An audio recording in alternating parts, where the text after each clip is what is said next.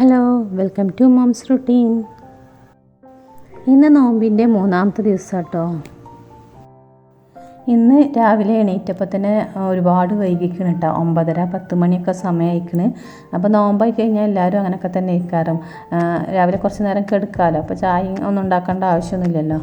അപ്പോൾ ഞാൻ എണീറ്റപ്പോൾ ഇന്ന് സാധാരണ എണീക്കണേക്കാട്ടിലും ഒരുപാട് നേരം വൈകിക്കണ്.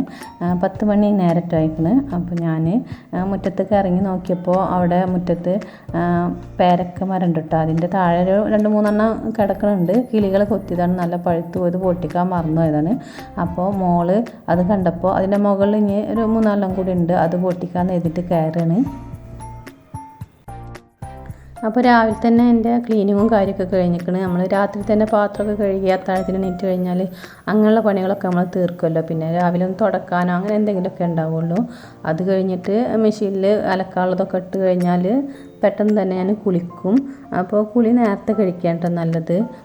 കുളി ഇന്ന് ഞാൻ കുറച്ച് വൈകിപ്പോയി, എണീക്കാൻ വൈകിയതല്ല. അല്ലെങ്കിൽ 9 മണീൻ്റെ മുന്നേ കുളിക്കുകയാണ് നല്ലത്. നമ്മൾ വെയിൽ നല്ല ആവണേൻ്റെ മുന്നേ കുളിച്ച് കഴിഞ്ഞിട്ടുണ്ടെങ്കിൽ ജലദോഷവും കാര്യമൊക്കെ ഉള്ളവർക്ക് നല്ലതാട്ടോ നേരത്തെ കുളിക്കുന്നത്. ഇനി വൈകുന്നേരത്തിനുള്ള ഫുഡൊക്കെ ഉണ്ടാക്കാൻ പോവുകയാണ്. അപ്പോൾ നേരത്തെ തന്നെ ഒക്കെ ഉണ്ടാക്കി വെച്ച് കഴിഞ്ഞാൽ നമുക്ക് ആ പണി കഴിഞ്ഞില്ലേ. അപ്പോൾ അതിനായിട്ട് പോവുകയാണ്. ഒരുപാട് ഐറ്റംസും ഫുഡൊന്നും ഞാൻ ഉണ്ടാക്കലില്ല, എന്തെങ്കിലും ജസ്റ്റ് ചെറുതായിട്ട് ഉണ്ടാക്കുകയുള്ളൂ. അപ്പോൾ ഇന്ന് ഞാൻ ഉണ്ടാക്കുന്നത് സ്നാക്സായിട്ട് ചിക്കൻ നഗറ്റ്സാണ്.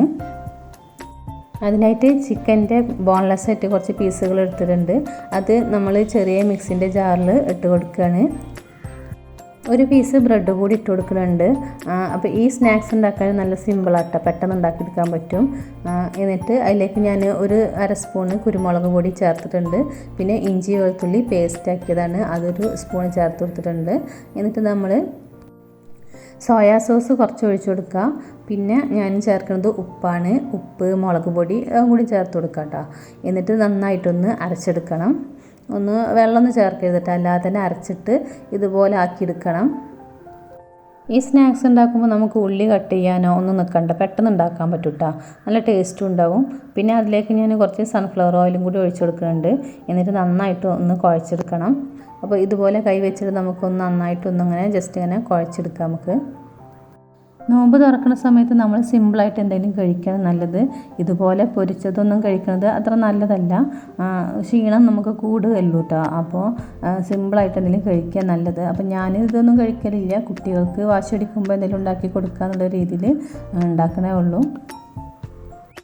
ഇനി ഇതൊന്ന് പരത്തി കൊടുക്കാം കേട്ടോ. ഇതുപോലെ ഇങ്ങനെ പരത്തിയിട്ട് ഒരു റൗണ്ട് ഷേപ്പിൽ ഇങ്ങനെ പരത്തിയെടുക്കുക കേട്ടോ. എന്നിട്ട് അതൊന്ന് കട്ട് ചെയ്തെടുക്കണം. അപ്പോൾ കട്ട് ചെയ്തിട്ട് നമ്മൾ സെപ്പറേറ്റ് ചെയ്യേണ്ട ആവശ്യമില്ല, നമ്മൾ കട്ട് ചെയ്തിട്ട് ഇങ്ങനെ വെക്കുക. അപ്പോൾ ഇതുപോലെ കത്തി വെച്ചിട്ട് നമ്മളിങ്ങനെ ജസ്റ്റ് ഒന്നിങ്ങനെ കട്ട് ചെയ്ത് കൊടുക്കുക. ഓരോ പീസുകൾ നമുക്കിങ്ങനെ മുറിച്ചെടുക്കാൻ പറ്റുന്ന രീതിയിൽ ലൈനുകൾ അങ്ങോട്ടും ഇങ്ങോട്ടുമായിട്ട് നമ്മളിങ്ങനെ ഇട്ട് കൊടുക്കുക. എന്നിട്ട് നമ്മളിതൊരു 1/2 മണിക്കൂർ ഫ്രിഡ്ജിൽ വെക്കണം കേട്ടോ, ഫ്രീസറിൽ വെക്കണം. എന്നിട്ട് വേണം നമ്മളിത് പൊരിച്ചെടുക്കാൻ. അപ്പോൾ ഞാനിതൊന്ന് ഫ്രിഡ്ജിൽ വെക്കാൻ പോവാണ്. അപ്പോൾ ഇന്ന് ഞാൻ ഉണ്ടാക്കിയിട്ടുള്ളത് ബീഫ് കറിയാണ്. അപ്പോൾ ഇതൊന്ന് താളിച്ചെടുക്കുന്നുണ്ട്. അപ്പോൾ ഞാനത് മല്ലിയിലയും കറിവേപ്പിലിട്ടിട്ട് ഞാൻ കുക്കറിൽ വേവിച്ചെടുത്തതാണ് ആദ്യം. എന്നിട്ടൊന്ന് താളിച്ചെടുത്തതാണ് മല്ലിയിലയും കറിവേപ്പിലൊക്കെ ഇട്ടുകൊണ്ട്. അപ്പോൾ ജസ്റ്റ് ഞാനൊന്ന് ഇളക്കി കൊടുക്കുന്നുണ്ട്. കിഴങ്ങും കൂടി ഇട്ടിട്ടുണ്ട്, അത് ഉടഞ്ഞു പോകുന്ന എഴുതിയിട്ട് ജസ്റ്റ് ഒന്ന് ഇങ്ങനെ ഇളക്കി കൊടുക്കുകയാണ്. അപ്പോൾ കുട്ടികൾ ഇറച്ചി അങ്ങനെ കൂടുതൽ അങ്ങനെ കഴിക്കലില്ല, അവർ കിഴങ്ങ് ഇട്ട് കഴിഞ്ഞിട്ടുണ്ടെങ്കിൽ അത് അവർക്ക് നല്ല ഇഷ്ടമാണ്. അപ്പോൾ ഞാൻ എല്ലാ കറിയിലും കിഴങ്ങ് ഇടലുണ്ട്. പിന്നെ ഞാൻ അതിലേക്ക് ഉണ്ടാക്കുന്നത് വെള്ളപ്പമാണ്. അതിനിടയിൽ ഞാൻ 1/2 മണിക്കൂറായിട്ടുണ്ട്. അപ്പോൾ ഞാനിത് എടുത്ത് കൊടുത്തിട്ടുണ്ട്, നമ്മളെ ചിക്കൻ്റെ ഇത് എടുത്ത് കൊടുത്തിട്ടുണ്ട്. ഇനി അതൊന്ന് നമുക്ക് ബാക്കിയുള്ള പരിപാടികളും കൂടി ചെയ്തെടുക്കുകയാണ്. ഒരു മുട്ട എടുത്തിട്ടുണ്ട്, അതിലേക്ക് കുറച്ച് ഉപ്പും പിന്നെ ഒരു 1/4 സ്പൂണും കുരുമുളകും കൂടി ചേർത്തിട്ട് നമ്മൾ നന്നായി മിക്സ് ചെയ്തെടുത്തിട്ടുണ്ട്. പിന്നെ വേണ്ടത് ബ്രെഡ് ക്രംസ് ആണ്. അപ്പോൾ ആദ്യം മുട്ടയിൽ ഓരോ പീസ് എടുത്തിട്ട് മുക്കിയിട്ട് പിന്നെ ബ്രെഡ് ക്രംസിൽ കോട്ട് ചെയ്തിട്ട് എടുക്കണം. ഇതുപോലെ ഇങ്ങനെ കോട്ട് ചെയ്തെടുക്കണം. എല്ലാ പീസുകളും ഞാൻ ഇതുപോലെ ചെയ്തെടുക്കുന്നുണ്ട്.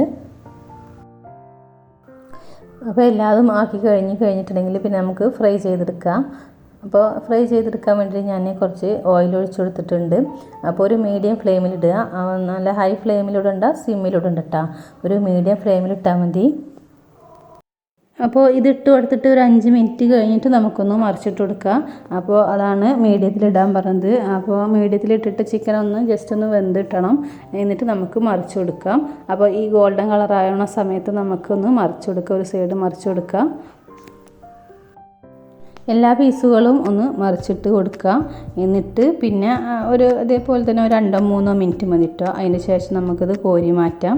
അപ്പോൾ ഈ ഒരു പരുവത്തിലാവുമ്പോൾ നമുക്കിത് കോരി മാറ്റാം. അപ്പോൾ ചിക്കനൊക്കെ നല്ല വെന്തിട്ടുണ്ടാവും, കറക്റ്റ് വേവായിട്ടുണ്ടാവും കേട്ടോ. അപ്പോൾ എല്ലാതും ഞാൻ കോരി മാറ്റുന്നുണ്ട്. ഇനി കുറച്ചുകൂടി ഒന്ന് പൊരിച്ചെടുക്കാനുണ്ട്, അടുത്ത പോർഷൻ അതും കൂടി ഇട്ട് കൊടുക്കുന്നുണ്ട്. ഇനി തണ്ണിമത്തൻ ഉണ്ടാക്കിയെടുക്കുകയാണ്.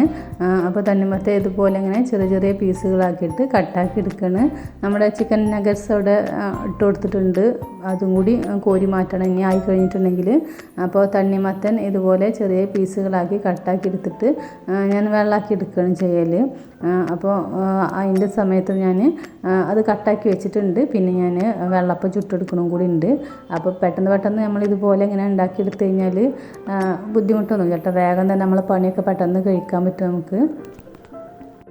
നമ്മൾ ഇതുപോലെ ഫുഡൊക്കെ ഉണ്ടാക്കുന്ന സമയത്ത് നമ്മൾ കരുതും അതുണ്ടാക്കണം ഇതുണ്ടാക്കണം, എന്നിട്ട് അതൊക്കെ നമ്മൾ നോമ്പ് തുറക്കുന്ന സമയത്ത് അതൊക്കെ കഴിക്കും എന്നൊക്കെ തോന്നും. ഉണ്ടാക്കുന്ന സമയത്ത് അങ്ങനെയൊക്കെ തോന്നും കേട്ടോ. പക്ഷേ നോമ്പ് തുറന്ന് കഴിഞ്ഞിട്ടുണ്ടെങ്കിൽ നമുക്കൊന്നും കഴിക്കാൻ തോന്നില്ല. വെള്ളം എന്തെങ്കിലും കുടിച്ച് കഴിഞ്ഞാൽ തന്നെ വയറ് നല്ല ഫില്ലായ പോലെ തോന്നും. അപ്പോൾ ഞാൻ തണ്ണിമത്തന് അതിലേക്ക് 2 സ്പൂൺ ഞാൻ പഞ്ചസാര ചേർത്ത് കൊടുത്തിട്ടുണ്ട്. പിന്നെ പാലും കൂടി ചേർത്ത് കൊടുക്കുകയാണ്, കുറച്ച് പാല് ചേർത്ത് കൊടുക്കുന്നുണ്ട്. എന്നിട്ട് ഒരു ഗ്ലാസ് വെള്ളം കൂടി ചേർത്ത് കൊടുക്കുന്നുണ്ട്. അപ്പോൾ നമ്മൾക്ക് അത്ര കട്ടിയിൽ മതി കേട്ടോ. ഓവർ ഇതും വേണ്ട, ഓവർ വെള്ളമായിട്ടും വേണ്ട, അങ്ങനെ എടുക്കുന്നുണ്ട്. പിന്നെ അതിലേക്ക് ഞാൻ കസ്കസാണ്, അത് കുറച്ച് നേരം വെള്ളത്തിലിട്ട് വെച്ചതായിരുന്നു. അപ്പോൾ ഈ കസ്കസ് നല്ലതല്ലേ, തണുപ്പിനൊക്കെ നല്ലതാട്ടോ. അപ്പോൾ നമ്മൾ തണ്ണിമത്തന് നമ്മൾ ഗ്ലാസ്സിലാക്കി വെക്കുന്നുണ്ട്.